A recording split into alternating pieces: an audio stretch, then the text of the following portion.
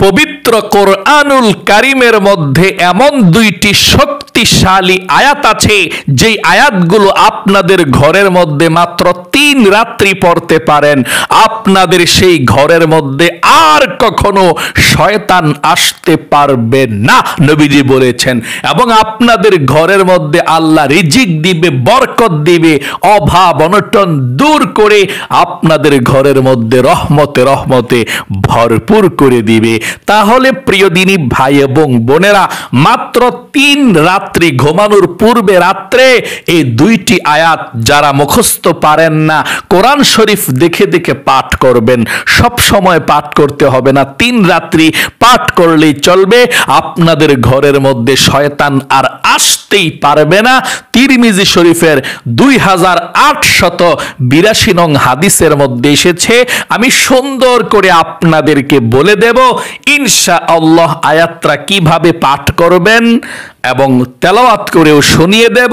আপনারা শুধু ঘুমানোর পূর্বে রাত্রে দেখা দেখা পড়বেন আয়াতগুলো, 2টা আয়াত, তাহলেই চলবে। এত ফজিলত, আপনি আশ্চর্য হয়ে যাবেন। প্রিয় দিনী ভাই এবং বোনেরা, নবীজি বলেছেন মাত্র 3 রাত্রি যদি এশার নামাজের পরে দেখে দেখে আয়াত 2টি পড়তে পারেন, শুধুমাত্র একবার করে, সেই ঘরের মধ্যে আর শয়তান প্রবেশ করতে পারবে না। আল্লাহ রিজিক দিবে, ধন সম্পদ দিবে, রহমত দিবে, বরকত দিবে, বালা মুসিবত সেই ঘর থেকে দূর করে দিবে। যেই ঘরের মধ্যে শয়তান প্রবেশ করতে পারে না, সেই ঘরের মধ্যে আল্লাহর রহমত এবং বরকত প্রবেশ করবে, নাজিল হবে। সকলে বলি সুবহানাল্লাহ। এত শক্তিশালী শ্রেষ্ঠ এই 2টি আয়াতের ফজিলত এবং মর্যাদা, সকলে বলি সুবহানাল্লাহ। অনেকের ঘরের মধ্যে শয়তান চলে আসে। নবীজি বলেছেন যেই ঘরের মধ্যে শয়তান থাকে, শয়তান চলে আসে। মানুষ যখন খাবার খায়, শয়তান তার সঙ্গে খাবার খায়। মানুষ যখন ঘুমায়, শয়তান তখন তাদের সঙ্গে ঘুমায়।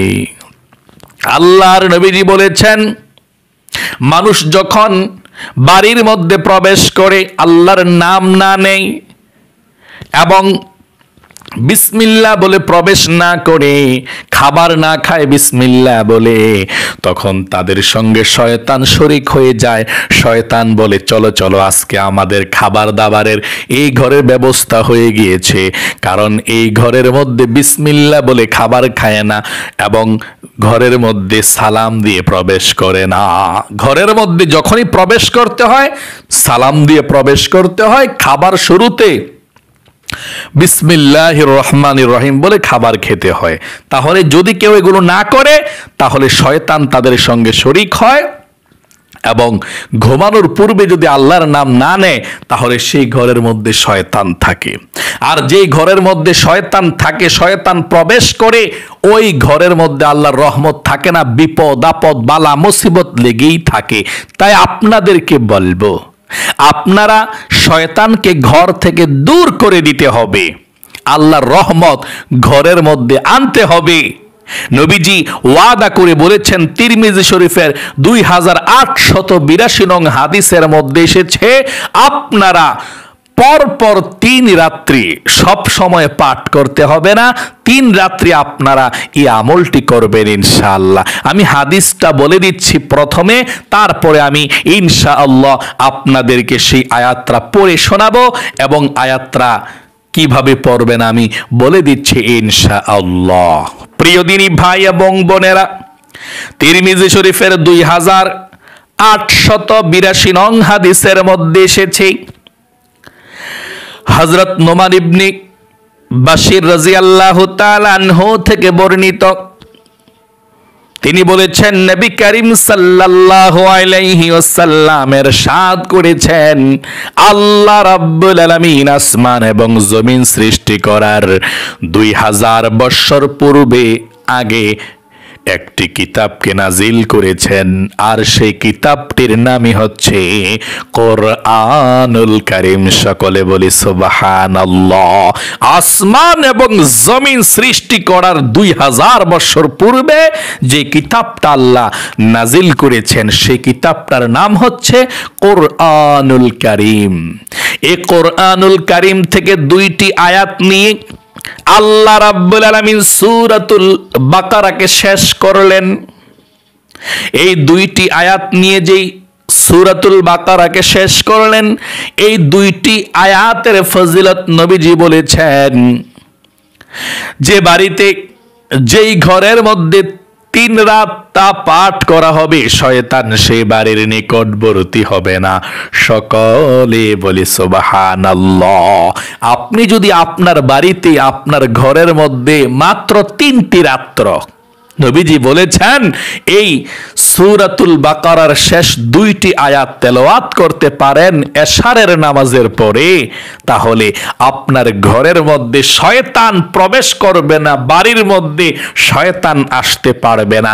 সব সময় পাঠ করতে হবে না, শুধুমাত্র 3টি রাত্রে পাঠ করলেই চলবে।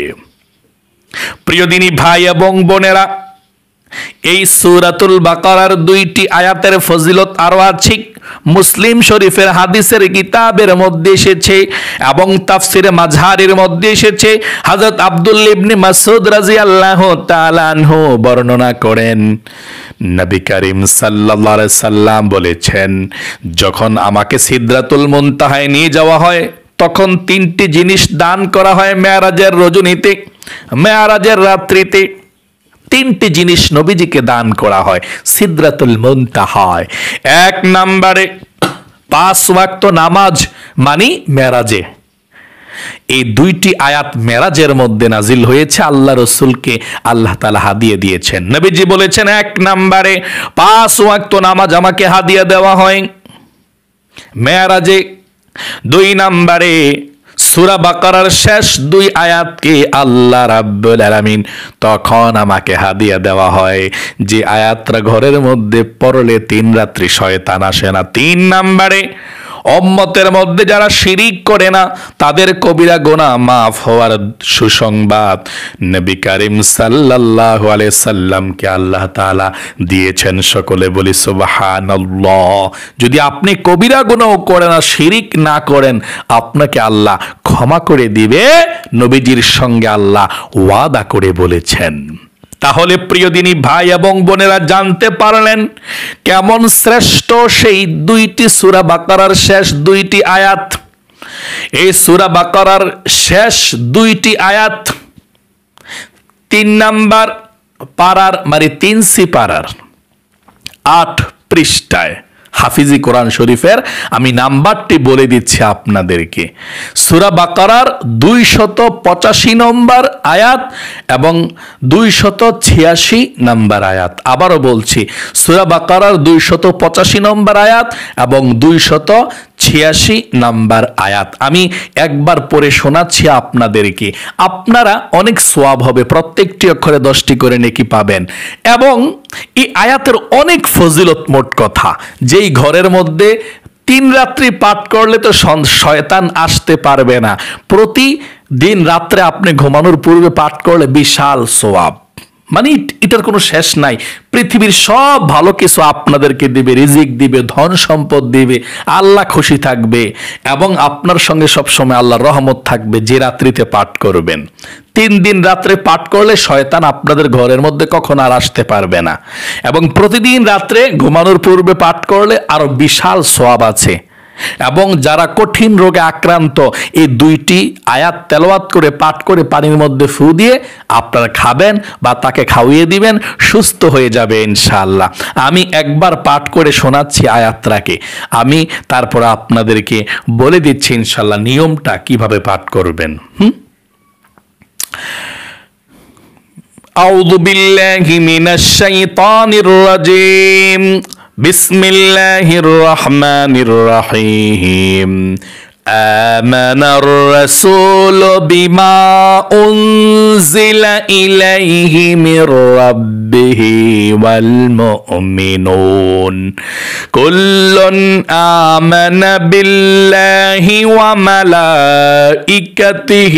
وكتبه ورسله لا نفرق بين أحد من رسله وقالوا سمعنا وأطعنا غفرانك ربنا وإليك المصير لا يكلف الله نفسا إلا وسعها لها ما كسبت وعليها ما اكتسبت ربنا لا تؤاخذنا إن نسينا أو أخطأنا ربنا ولا تحمل علينا إصرا كما حملته على الذين من